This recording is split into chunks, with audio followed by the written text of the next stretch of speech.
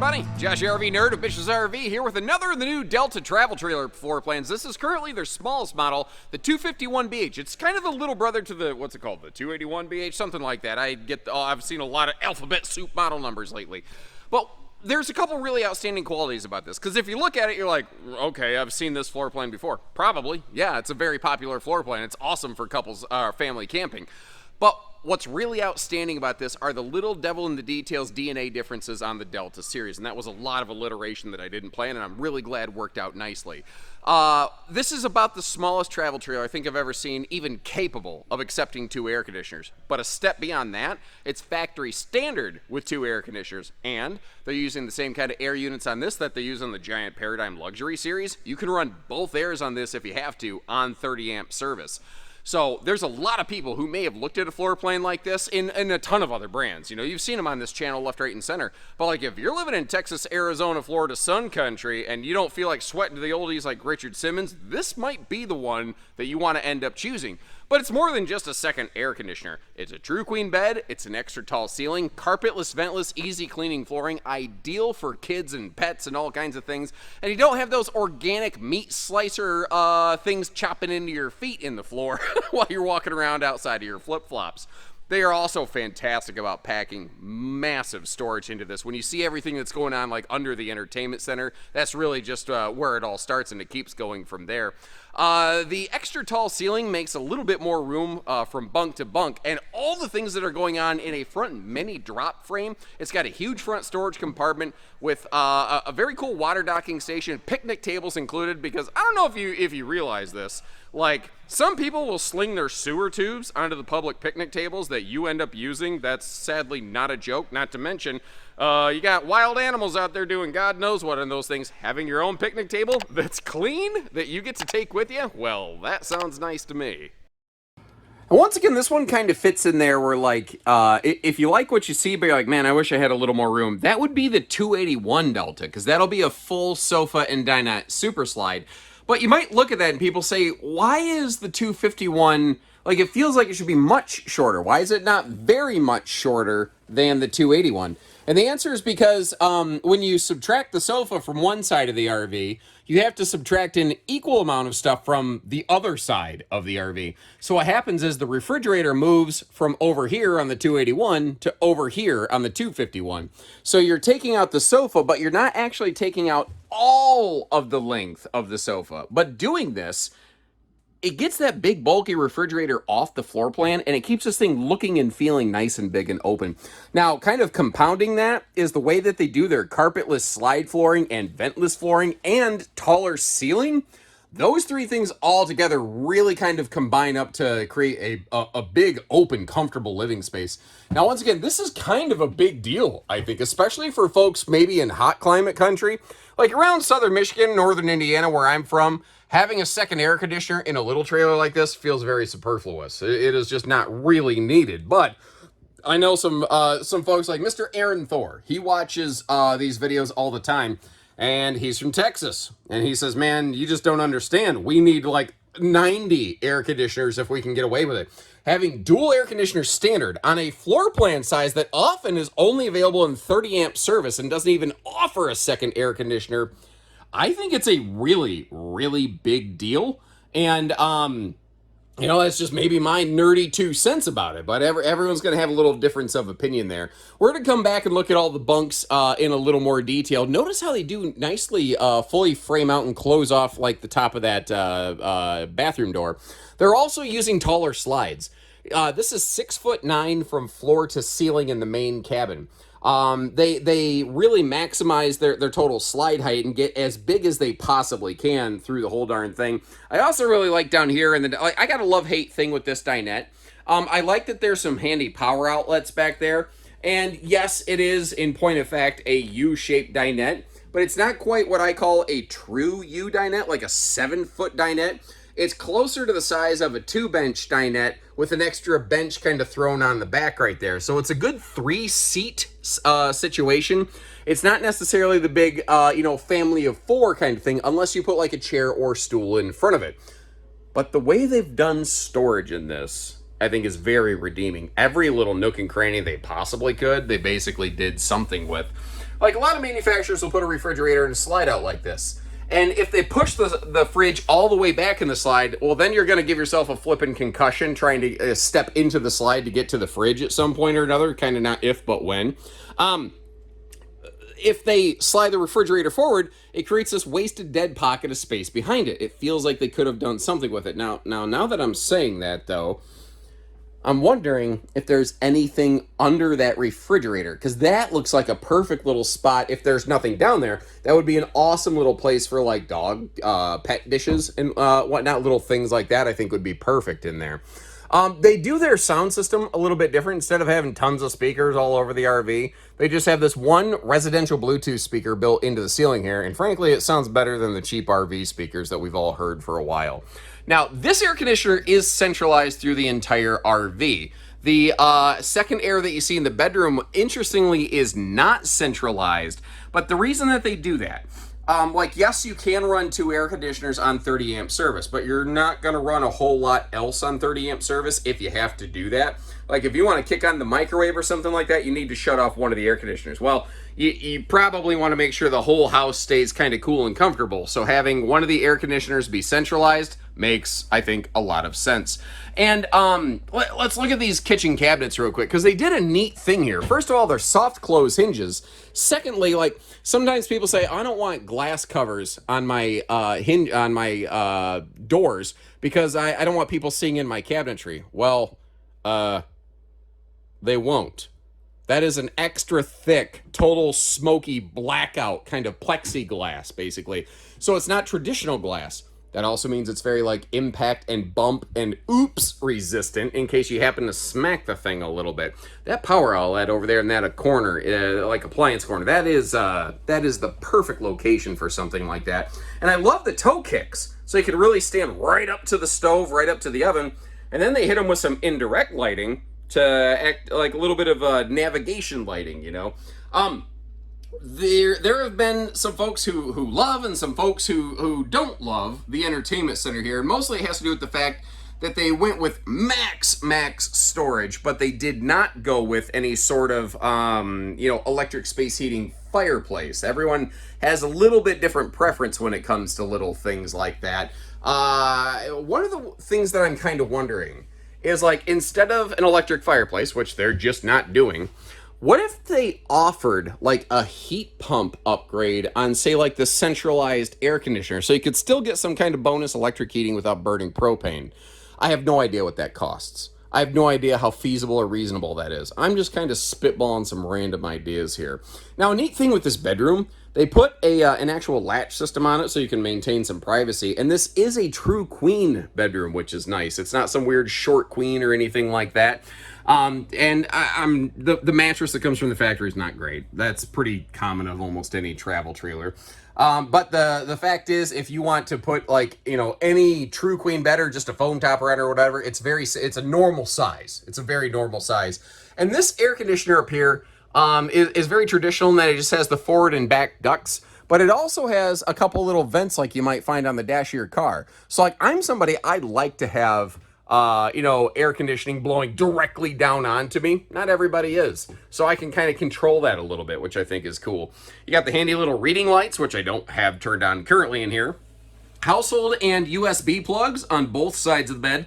And it's a little more open-faced down in there, so you're not quite feeling super claustrophobic. And I like the symmetry that you get, having drawers and the same outlets and plugs and everything on both sides. And it is overall a fairly easy size to walk around. Now, looking down here below the bed, there's this little sliding tray. Doesn't have to be there. It just kind of gives you the neat little opportunity to do something with it if you want to. There's also hidden storage built into both side stands. The only real trick with that is you just have to make sure you clear the stand off, because when you flip the lid, you're going to roll stuff off. At least it rolls to the sidewall and not like into the crack of the bed of the RV where you got to fish stuff out, so it's not too awful terrible. But the other thing is your hanging wardrobe cabinets in this, they have a simple little removable wooden shelf. So they can be hanging storage, or they could be, wardrobe, Croc socks and undies kind of storage, whatever sort of works for you. Another neat thing is up here in the bedroom. Just a simple flick of a switch to kill all the lighting in here. And you'll see the same thing back there. Alliance really doesn't do a lot in the way of like these smart tech command systems. They just do switches, because switches generally just tend to work. You know, it's a lot more foolproof. And they do a lot of other interesting little things, like every single plumbing fixture, like the shower, the kitchen sink, the bathroom sink, the toilet, all have their own individual shutoff valves. So let's just say for whatever reason, the bathroom sink plumbing has an issue. Well, you can shut the bathroom sink off and still get through the rest of your trip. You may have to, you know, brush teeth in the kitchen sink, which isn't ideal, but you could make it work for a couple days if you had to. You don't have to cripple the RV and limp it into the service center or something like that. USB plugs and individual lights for each of the bunks. Each bunk does have its own viewing window, although, being real, the RV overall does have a bit of a lack in campsite window coverage. When you're sitting in the dinette, though, these the windows here and the window in the door, they do definitely help. Now take a look at this. This is kind of cool. You know I get excited when my voice jumps an octave like that? You've got two separate bunk curtains, one for the upper bunk and lower, so the kids don't have to like fight each other for it. But over here in the pantry-tainment center, when you open all of that up, holy cow. So first of all of that storage there, it's drawerage storage, and there's a household 110 outlet inside there. So if you want to use that, one of those like an appliance shelf, like you have something that you pull out and use sometimes, and then you can just slide it back in. You don't have to pull it out. Because again, this RV does have limited counter space. You can exploit what's going on with their huge slide open storage pantry with that power outlet there, and really maximize your function of it. Now, the slide over here, the windows, obviously, all the windows in the RV are going to open for airflow. That's one of the nice things about it. But they also have blackout roller shades, which is pretty cool. So if you want to make sure you can keep the sun out or give yourself, some maximum privacy, you definitely have that ability as well right there. Did you notice the other little things too? Like the wastebasket under the sink. And they did a very interesting thing with their farm sink. It actually drains off to one side, not in the middle. So that if you do want to put, like some people to rinse dishes will get like a big Tupperware kind of thing. And they will use that as their rinse basin. Well, if the drain is dead under the middle of the sink, that's a little more problematic. By putting the kitchen sink drain off to the side, it just makes more sense. Ooh, I love the little touches, like a little toothbrush holder. Rockwood used to do tons of that, and they've kind of gotten away from it a little bit, and it's those thoughtful little details. Like, it's nothing that you couldn't have just got from the home goods store, but it's just nice that it's done from the factory, you know? Big window in this bathroom, and the headroom does not suck up in that shower. That's one of the things that I really kind of like about it over here. Now, that linen storage is open face, but it's thin enough that if you roll up towels, they're not going to roll out. I used to gripe about that a lot more, but I actually brought some towels to my home dealership once, stuffed them in a trailer, and did a quick little test tow around the block a few times. And you know what? It works. It's not my favorite thing, but it works. So I think I can probably quit griping about that. This RV has a lot of good qualities. It does have one major potential breaking point for a lot of people, though, and that is that when you close the slides, the slide, you're going to lose a bedroom, which is what we're looking at right here. And it's not awesome, but I hope you appreciate that I'll go out of my way to showcase something that might be a deal breaker factor for you. One of the things here to consider, though, is that this is a rack and pinion slide. It's an electric, I can't talk, I'm so tired, guys. An electric rack and pinion slide. So if you want to just nudge it like a foot and do a belly squeeze through there to like get your dirty clothes out or load some clothes in for your trip, you can do that. But I don't recommend that for like an overnight use, because when the slide's only half deployed like this, it's not fully sealed. So you really only want to ideally have it all the way open or closed. But if you do need to pass by it, you can crack it a little bit. What you don't want to do when the slide is retracted like this is really occupy it. Because if you notice, the inside edge of the slide is floating and it's not supported. The RV actually uses the exterior wall to support the slide box while it's extended. So think of it like a shoebox. If you take the lid off, you can bend and twist and flex the shoebox a lot easier. Bathroom, readily accessible in transit. The refrigerator, the bunks, readily accessible in transit. One other little factor to consider on this one, though, is like if you put the kids to bed and you want to stay up a little bit. And I'm not trying to bash this camper. Again, I'm just trying to be real and fair and candid, and maybe you've never thought about this stuff. Maybe you've never had an RV and you didn't consider it. But like, if you put the kids to bed, the bunks are right over here, right next to the entry door. Well, if you then want to come and go, these doors make some noise, you know, as you're coming and going. You have to be a little friendly with them to make sure that they catch and latch properly. You're probably going to disturb the kids. If they wake up, if they're grumpy tomorrow, you're going to pay the price for it. So I don't know. It's just a thing to consider. I don't know how it's going to work out for your family, but there's some food for thought. Now, if we're going to talk towing on this thing, I think that it is a pretty viable candidate for a lot of half-ton towing capability. It comes in just under 30 feet. That's also excellent for like state and national parks. It's not so big that you can't get it wheeled around. And also it's not so big that parking it is tricky, and this is going to sound funny, it's not so small that parking it is tricky. A really short, especially like single axle little camper, those things can be a trick to park because they like to turn and crank and go sideways on you real fast. You don't have to deal with that here. It's just a really ideal size. Now, 6,300 pound dry weight, something between like 8,300 pounds maximum GVW loaded weight, means you've got a good couple thousand pounds of available cargo capacity, which I personally think is a pretty reasonable mark. God, I'm sorry. I am currently very tired. I've been on a non-stop recordathon for a while, and I'm sure you can hear the fatigue in my voice. It's just oozing out of me. But I saw the bag over the head of this thing, and this is the little scene that pops into my head. Get the van! Get the van! Sorry, that's just when I get tired, those kind of tangents, that's how my brain works right there. Apparently, somebody was taking that tongue jack to Guantanamo Bay for questioning. I like that we got the, they don't just do like the Morse code ... kind of lighting. You actually see the nice hard glow beam lighting. Your neighbors in a park may not appreciate that as much at night, but you know, generally speaking, during the day, it's going to look pretty cool. Now, this is actually a mini drop frame. If I get down here, it's kind of like a fifth wheel where you see the chassis actually does Z down. Oh, by the way, I'm not good about pointing this out on the Deltas. Right behind those stabilizer jacks, there is a sewer hose caddy tube, and the underbelly, by the way, it's enclosed, radiant barrier, forced air heated, tank heaters standard on these. Very good weather package on them. But this creates a huge storage compartment. Now, there's some really neat things happening over here. There is what looks like a cold water sprayer hookup, but then you see where it says hot and cold. So here's the thing. That is like the regulator to rule them all. There are 2 or 3 outside shower hookups on this RV, and those knobs right there will determine the hot or cold water you get from all of them simultaneously. Now, this is also TPMS prepped, and then there's a little access door over here.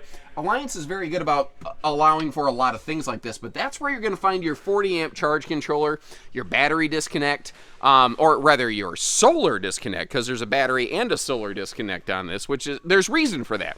Like, if you pull the batteries for winter storage, but the sun might still get some exposure on that panel, you might actually be activating the charge controller, and that isn't exactly what you want. You don't want the charge controller going into thermonuclear mode when no one's around. That's a bad recipe. So that solar disconnect can really be helpful there. And I don't think you could ask them to put a larger, well, I mean, you could literally ask them to put a larger awning on it, but I don't think it's physically possible. They really maximize the functional campsite patio space that you get out of this one. Windows are tinted, obviously, and I do like to point out that they are exhausting their stovetop vent hood outside. That's that black rectangle right above the word Delta there. Down below, we do have our Goodyear Endurance radials, 87 mile an hour rated, not quite rated to go back in time, just 1 mile an hour short, but fact is, they're rated for way more speed than you should ever really be towing, something like that. And they have these giant mega grill griddle combos all over the place on these things. And if you're not a big fan of it, it's just basically on a drawer glide. You could always just take the grill griddle thing out of there and just have like a big countertop extension, which I think is very cool, and kind of hidden, well, not exactly hidden, but tucked in between those ladder rungs. That's another one of those hot cold water sprayer ports on here. And you do have yourself a receiver hitch on the back. You want to add a bike rack, little generator tray. You want to really get off grid. You got a good capacity to do that. And speaking of capacities, perfect little segue. their ladders are rated for more weight. Most industry ladders are 250-pound rated because that's the minimum that manufacturers can build them for. Alliance is rating these for 300 pounds, and they're using a nice big wider ladder. So if you actually, oh, look at the sticker, perfect. If you actually want to use it to, like, you know, dry some clothes, some towels or something like that, you know, it can serve more functions than just a ladder, which I think is kind of cool. Now up top there, you're going to find 200 watts of factory solar, but with a 40 amp controller. If you wanted to expand on that a little bit, you should be able to. One last thing here, well, two last things, sorry. I always say one last thing and then I spot one more thing after that, so whatever. This is a single-headed sewer monster. A lot of builders who build a floor plan like this, they will put the kitchen gray tank outlet in front of the tires, sometimes under the slide where it sucks. And then they'll put your bathroom black and gray here. Alliance paid attention to that. They know that that's not awesome. And they plumbed everything together so it's all in one spot right here, which I think is pretty great. Now, that rear dinette bench, what's kind of cool is, like, it's not easy to get to from the inside, but it's not really there to get to from the inside. It's there to be bonus storage on the outside. Now, a little bit of construction information here. What's really neat on this is they are using a lot of, like, aluminum and composite stuff, like your walls, your floors, basically all aluminum composite structure. The roof is about the only thing on this that really has any significant level of wood product, for very good reason. Roofing is very often wood-based in the RV industry because it can bend, it can flex, it can deflect with a heavy snow load and then bounce back and not really be damaged as a result. So that's just kind of the quick long and short of it. But if you really want to learn a little bit more about how Alliance RVs are built, I've got a full Alliance factory video tour. It's of one of their fifth wheel factories, but the thing is they're ultra consistent on their construction through the entire families. So what you see on that, 99% of it also applies to here, which is very cool. But of course, you know, not a unique floor plan. They've brought some cool qualities to this floor plan that you haven't seen elsewhere. But if you need to see what else is out there before you know, like, is this really the second camper the first time around for you? Check those links in the video description. You can kind of cross-compare a few other things, and you can kind of decide which one works best for you, because they all have some good qualities, and they all have some downsides, you know. There will also be a link down there to check for pricing and availability. So if you want to see where we have one of these parked, and naturally the price tag on it on a given day, that will always be there. That will always be available, live information for you. So when you're ready, we're ready. And until next time, take care, stay safe, have fun, and happy camping, everyone.